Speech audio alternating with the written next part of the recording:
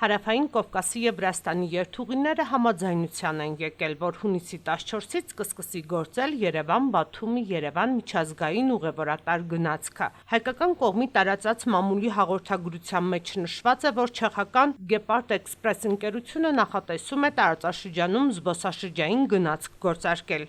Նրանց խոսքերով նախագիծը նպատակ ունի գրավել եվրոպացի զբոսաշրջիկներին եւ նրանց առաջարկել եզակի հնարավորություն միաժամանակ ուսումնասիրելու Հարավային Կովկասի երկու երկրները։ Գաղափարը քննարկվել է Երևանում կայացած հանդիպման ժամանակ, որտեղ Վրաստանի եւ Հայաստանի երթուղիների ներկայացուցիչները քննարկել են երկու երկրների միջև երթուղային համագործակցության խորացումը, ինչպիսին կլինի զբոսաշրջային երթուղին։ Cheetah Express-ի ծրագրի համաձայն զբոսաշրջային գնացքը 3 օր կանցնի Հայաստանի տարածքով, իսկ հաջորդ 6 օրը Վրաստանում։ Այս 9-օրյա տուր փաթեթը եվրոպացի ճանապարհորդներին հնարավորություն կտա լիարժեք ուսումնասիրել Հայաստանի եւ Վրաստանի մշակութային, պատմական եւ բնական տեսարժան վայրերը։